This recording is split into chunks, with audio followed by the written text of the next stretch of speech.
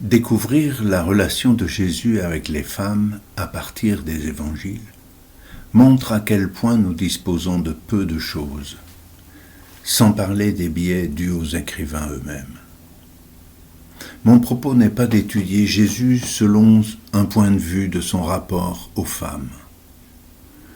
Il me suffit, de passage en passage, d'enrichir d'une manière subtile et probablement difficile à expliciter notre connaissance de la personne tout entière de Jésus.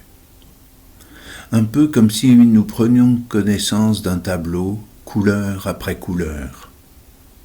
Chaque douche de couleur en elle-même n'est pas intéressante.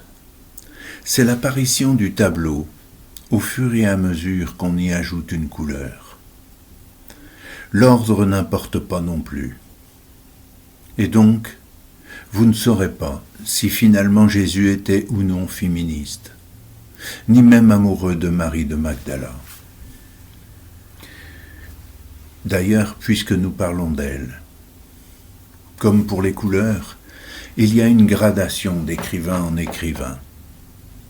Marc cite Marie de Magdala, ou Marie-Madeleine selon les traductions, d'abord au sein d'un groupe. Pour l'anecdote, il y a tant de Marie dans les évangiles que les exégètes ont du mal à les identifier.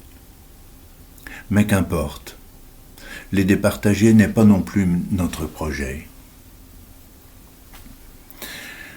Pour Marie de Magdala, commençons donc par Marc, qui parle pour la première fois d'elle sans même la présenter. Sans doute était-elle bien identifiée par les premiers lecteurs de Marc. Jésus vient de mourir. Il est encore mort, fixé à sa croix.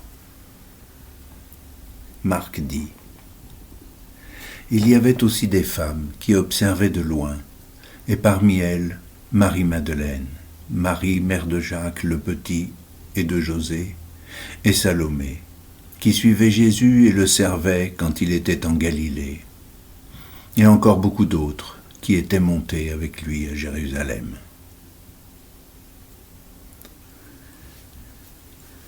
Puis Marc raconte comment Jésus est mis dans un tombeau par Joseph d'Arimathie. Or, Marie-Madeleine et Marie, mère de José, observaient l'endroit où l'on l'avait mis.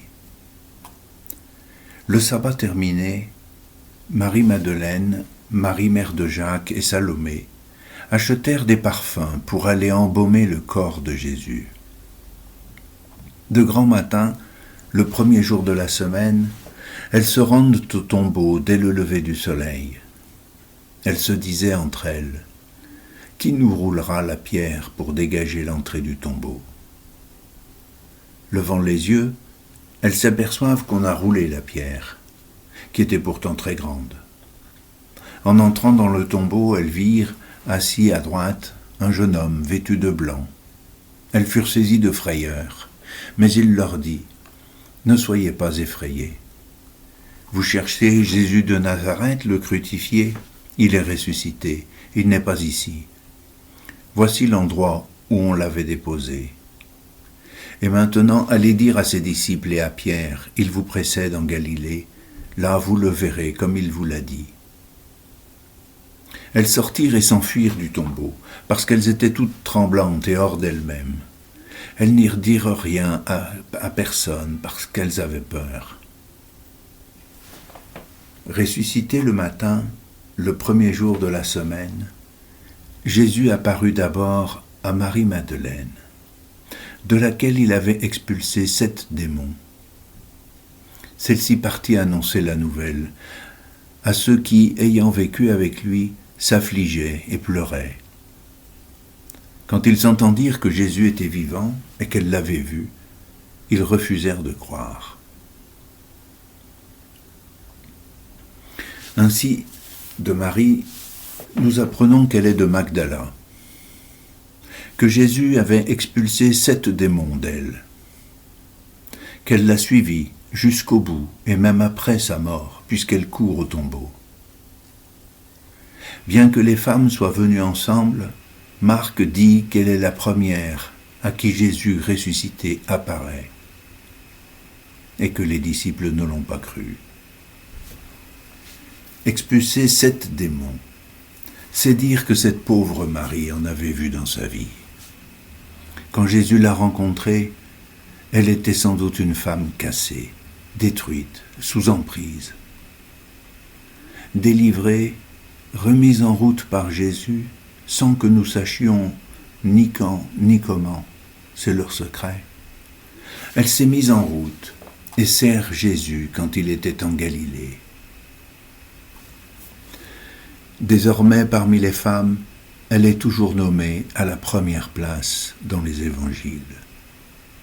Ainsi, grâce à Jésus, de femme possédée par 7 démons, elle est devenue la première nommée.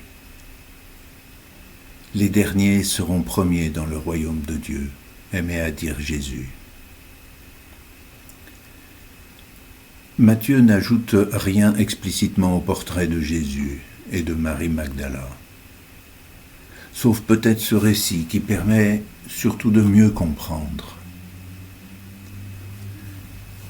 Comme Jésus se trouvait à Béthanie dans la maison de Simon le lépreux, une femme s'approcha, portant un flacon d'albâtre contenant un parfum de grand prix. Elle le versa sur la tête de Jésus qui était à table. Voyant cela, les disciples s'indignèrent en disant « À quoi bon ce gaspillage ? On aurait pu en effet vendre ce parfum pour beaucoup d'argent que l'on aurait donné à des pauvres. » Jésus s'en aperçut et leur dit « Pourquoi tourmenter cette femme ? Il est beau le geste qu'elle fait à mon égard. Des pauvres vous en aurez toujours avec vous, mais moi, vous ne m'aurez pas toujours. Si elle a fait cela, si elle a versé ce parfum sur mon corps, c'est en vue de mon ensevelissement. Amen, je vous le dis. Partout où cet évangile sera proclamé dans le monde entier, on racontera aussi, en souvenir d'elle, ce qu'elle vient de faire. Et de fait, Marie de Magdala, si ce n'était pas elle dans le récit, ira au tombeau de Jésus pour l'embaumer. Luc raconte cette scène avec encore plus de détails, sans non plus faire de rapprochement explicite avec Marie de Magdala. Un pharisien avait invité Jésus à manger avec lui. Jésus entra chez lui et prit place à table. Survint une femme de la ville, une pécheresse. Ayant appris que Jésus était attablé dans la maison du pharisien, elle avait apporté un flacon d'albâtre contenant un parfum. Tout en pleurs, elle se tenait derrière lui, près de ses pieds, et elle se mit à mouiller de ses larmes les pieds de Jésus. Elle les essuyait avec ses cheveux, les couvrait de baisers, et répandait sur eux le parfum. En voyant cela, le pharisien qui avait invité Jésus se dit en lui-même « Si cet homme était un prophète, il saurait qui est cette femme qui le touche, et ce qu'elle est, une pécheresse. » Jésus, prenant la parole, lui dit « Simon, j'ai quelque chose à te dire. » « Parle, maître. » Jésus reprit. Un créancier avait 2 débiteurs. Le premier lui devait 500 pièces d'argent, l'autre 50. Comme ni l'un ni l'autre ne pouvaient les lui rembourser, il en fit grâce à tous 2. Lequel des 2 l'aimera davantage ? Simon répondit, « Je suppose que c'est celui à qui on a fait grâce de la plus grande dette. » « Tu as raison, lui dit Jésus. » Il se tourna vers la femme et dit à Simon, « Tu vois cette femme, je suis entré dans ta maison, tu ne m'as pas versé de l'eau sur les pieds. Elle les a mouillés de ses larmes et essuyés avec ses cheveux. Tu ne m'as pas embrassé. Elle, depuis qu'elle est entrée, n'a pas cessé d'embrasser mes pieds. Tu n'as pas fait d'onction sur ma tête. Elle, Elle a répandu du parfum sur mes pieds. Voilà pourquoi je te le dis. Ses péchés, ses nombreux péchés, sont pardonnés, puisqu'elle a montré beaucoup d'amour. Mais celui à qui on pardonne peu, montre peu d'amour. Il dit alors à la femme, « Tes péchés sont pardonnés. » Les convives se mirent à dire en eux-mêmes, « Qui est cet homme qui va jusqu'à pardonner les péchés ?» Jésus dit alors à la femme, « Va, ta foi t'a sauvée, va en paix. »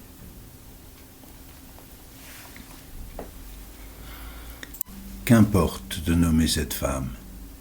Cette histoire en dit assez long sur la tendresse de Jésus, tant pour Simon le pharisien que pour cette femme.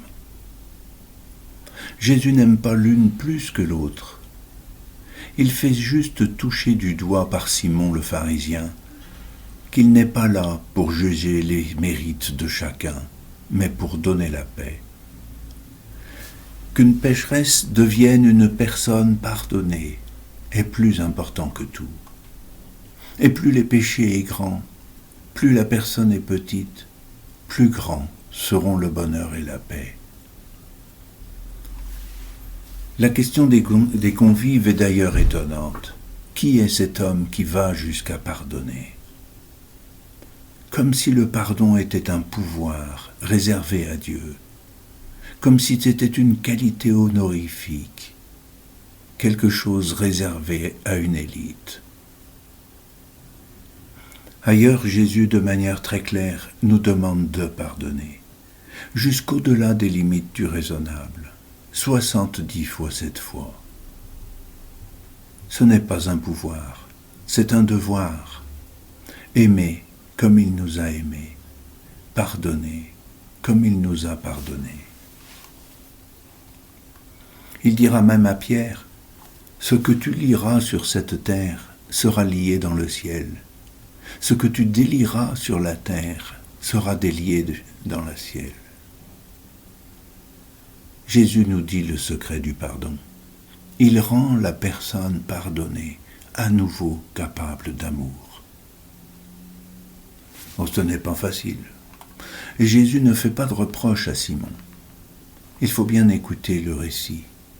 Il le met juste par une image devant les faits. Après, c'est à Simon d'avancer et de changer son cœur, à son rythme. Jean, finalement, donnera le mot de la fin de la relation de Jésus et de Magdala. Les disciples venus au tombeau n'ont pas trouvé le corps de Jésus. Marie de Magdala y retourne, et Jean raconte. Marie-Madeleine se tenait près du tombeau, en dehors, tout en pleurs. Et en pleurant, elle se pencha vers le tombeau. Elle aperçut 2 anges vêtus de blanc, assis l'un à la tête et l'autre aux pieds, à l'endroit où l'on avait reposé le corps de Jésus. Il lui demande, « Femme, pourquoi pleures-tu » Elle leur répond, « On a enlevé mon Seigneur, et je ne sais pas où on l'a déposé. » Ayant dit cela, elle se retourna. Elle aperçoit Jésus qui se tenait là, mais elle ne savait pas que c'était Jésus. Jésus lui dit, « Femme, pourquoi pleures-tu ? Qui cherches-tu » Le prenant pour le jardinier, elle lui répond, « Si c'est toi qui l'as emporté, dis-moi où tu l'as déposé, et moi j'irai le reprendre. » Jésus lui dit alors, « Marie. » S'étant retournée, elle lui dit en hébreu, « Rabouni », c'est-à-dire « Maître ». Jésus répond, « Ne me retiens pas, car je ne suis pas encore monté vers le Père. Va trouver mes frères pour leur dire que je monte vers mon Père et votre Père, vers mon Dieu et votre Dieu. » Marie-Madeleine s'en va donc annoncer aux disciples, « J'ai vu le Seigneur. » Et elle raconta ce qu'il lui avait dit. Rabouni, Une seule autre fois, chez Marc, Jésus est appelé Rabouni. C'est Bartimée, aveugle, qui l'appelle ainsi. Juste avant, Jésus l'avait personnellement appelé. Rabouni, ce n'est pas seulement maître, quoi qu'en dise Jean, c'est petit maître. C'est le cri d'amour de Marie de Magdala. C'est comme de se jeter dans ses bras, au point que Jésus doit l'arrêter. Sa présence n'est plus la même désormais, et elle l'avait pris pour le jardinier. Lorsqu'il l'a appelée Marie, Jésus l'a prise dans ses bras pour qu'à son tour elle puisse s'y blottir. C'est sa manière de l'appeler qui a fait que Marie l'a reconnue. Je n'ai pas de meilleur mot pour dire le secret de ma relation avec lui. Pour moi aussi, Jésus est Rabouni.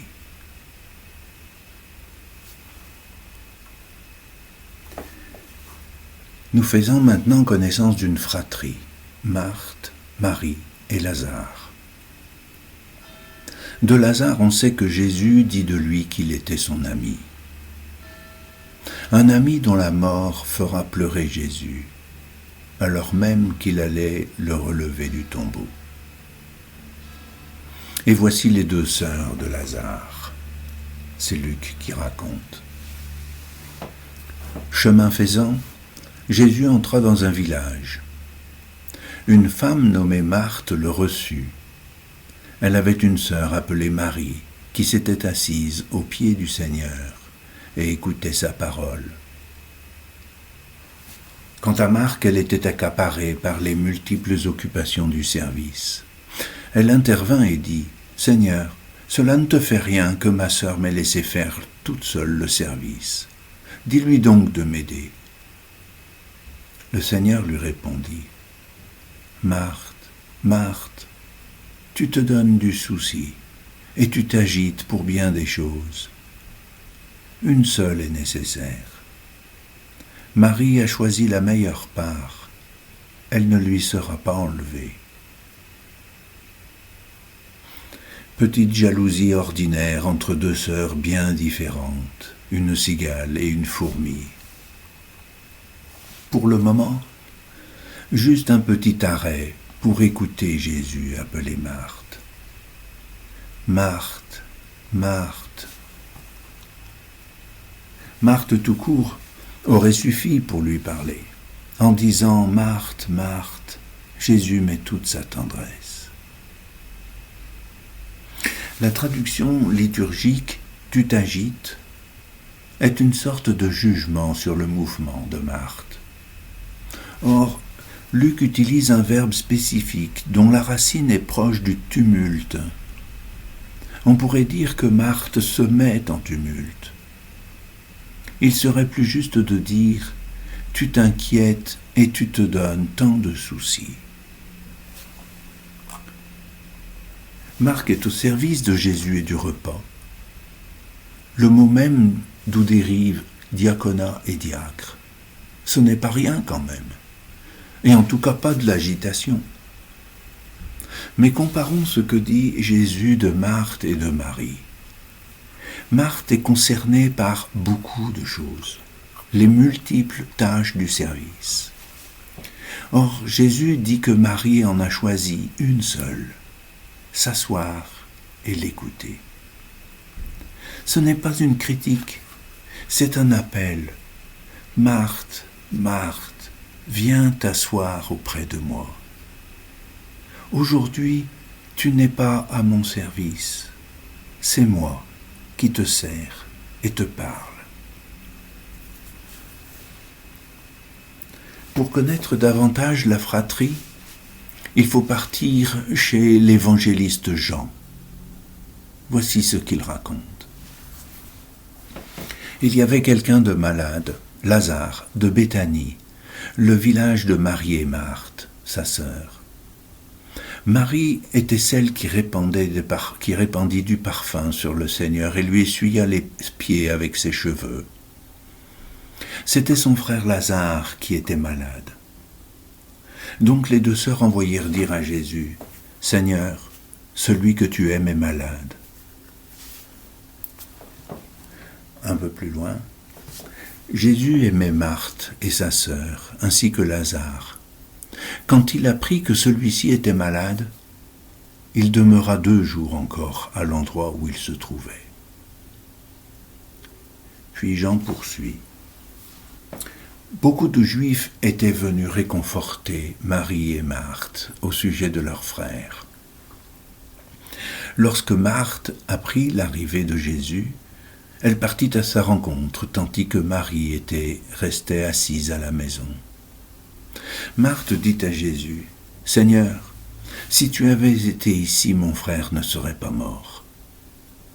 Mais maintenant encore, je le sais, tout ce que tu demanderas à Dieu, Dieu te l'accordera. » Jésus lui dit, « Ton frère ressuscitera. » Marthe reprit, « Je sais qu'il ressuscitera à la résurrection, au dernier jour. » Jésus lui dit, « Moi, je suis la résurrection et la vie.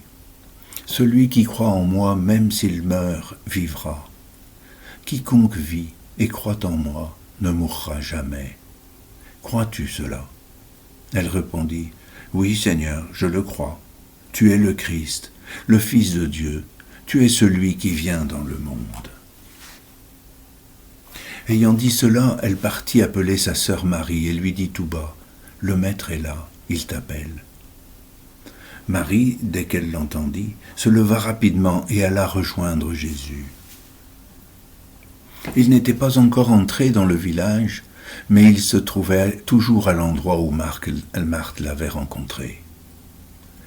Les Juifs qui étaient à la maison avec Marie et la réconfortaient, la voyant se lever et sortir si vite, la suivirent. Ils pensaient qu'elle allait au tombeau pour y pleurer Lazare. Marie arriva à l'endroit où se trouvait Jésus. Dès qu'elle le vit, elle se jeta à ses pieds et lui dit, « Seigneur, si tu avais été ici, mon frère ne serait pas mort. » Quand il vit qu'elle pleurait et que les Juifs venus avec elle pleuraient aussi, Jésus en son esprit fut saisi d'émotion. Il fut bouleversé et il demanda, « Où l'avez-vous déposé ?» Ils lui répondirent, « Seigneur, viens et vois. » Alors Jésus se mit à pleurer. Les Juifs disaient, « Voyez comme il l'aimait. » Mais certains d'entre eux dirent, « Lui qui a ouvert les yeux de l'aveugle, ne pouvait-il pas empêcher Lazare de mourir ?» Jésus, repris par l'émotion, arriva au tombeau. C'était une grotte fermée par une pierre. Jésus dit, « Enlevez la pierre. » Marthe, la sœur du défunt, lui dit, « Seigneur, il sent déjà. C'est le 4e jour qu'il est là. » Alors Jésus dit à Marthe, « Ne te l'ai-je pas dit? Si tu crois, tu verras la gloire de Dieu. » On enleva donc la pierre. Alors Jésus leva les yeux au ciel et dit, « Père, je te rends grâce parce que tu m'as exaucé. Je le savais bien, moi, que tu m'exauces toujours.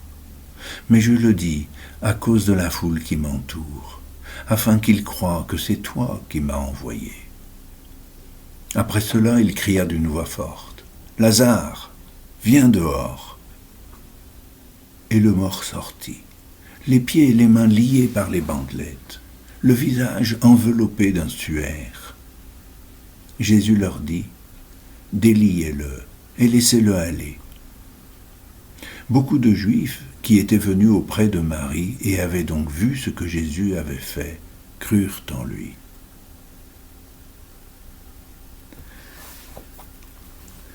La résurrection de Lazare n'est mentionnée dans aucun des autres évangiles. Elle est placée ici par Jean alors que Jésus monte à Jérusalem et que sa mort est imminente. Il y a donc un message pour annoncer la mort et la résurrection de Jésus. Mais restons un moment auprès des deux sœurs. Nous reconnaissons la vivacité de Marthe, toujours la première. Marthe va chercher sa sœur et lui dit ce que nous ne savions pas. Le Seigneur t'appelle. Toutes les deux sont persuadées que Jésus aurait pu empêcher la mort de leur frère. D'où leur vient donc cette certitude? Est-ce la même? Arrêtons-nous sur un tout petit détail. Dans la traduction liturgique, les mots prononcés par Marthe et Marie sont strictement identiques. Mon frère ne serait pas mort. Dans le texte original grec, le pronom « mon » est placé différemment. Si Marthe dit bien « mon frère ne serait pas mort », on peut entendre chez Marie « ce n'est pas mon frère qui serait mort ». Pourquoi Jean a-t-il écrit cette nuance? C'est avec Marthe que s'engage le dialogue sur la mort et la résurrection. Peut-être Marthe est-elle plus taraudée par la mort en général. Peut-être Marie est-elle plus taraudée par la mort de son frère et de l'ami de Jésus. Question sans réponse, ou plutôt si, la vôtre. Nous disons toujours Marthe et Marie, deux sœurs inséparables, mais au fond si différentes. Au passage, on a aperçu que pour Jean, c'est cette Marie de Béthanie qui versera du parfum sur les pieds de Jésus. Sauf que c'est seulement maintenant qu'il le raconte, et on va l'écouter. 6 jours avant la Pâque, Jésus vint à Béthanie où habitait Lazare, qu'il avait réveillé d'entre les morts. On donna un repas en l'honneur de Jésus. Marthe faisait le service, Lazare était parmi les convives de Jésus. Or Marie avait pris une livre d'un parfum très pur et de grande valeur. Elle versa le parfum sur les pieds de Jésus, qu'elle essuya avec ses cheveux. La maison fut remplie de l'odeur du parfum. Judas Iscariote, l'un des disciples, celui qui allait le livrer, dit alors « Pourquoi n'a-t-on pas vendu ce parfum pour 300 pièces d'argent que l'on aurait donné à des pauvres ?» Il parla ainsi non par souci des pauvres, mais parce que c'était un voleur. Comme il tenait la bourse commune, il prenait ce qu'on l'y mettait. Jésus lui dit « Laisse-la observer cet usage, en vue du jour de mon ensevelissement. Des pauvres, vous en aurez toujours avec vous, mais moi, vous ne m'aurez pas toujours. » Marie, décidément, s'occupe toujours de l'inutile. Pourtant, c'est important. Au bout de 4 jours, son frère sentait déjà, Marthe l'avait bien dit. Alors, pour elle, c'est important. Le corps de Jésus vaut bien la peine d'être embaumé d'un parfum qui se répand dans toute la maison. Il y avait Marthe, Marie et Lazare, une fratrie. Je ne peux m'empêcher de penser à l'Église.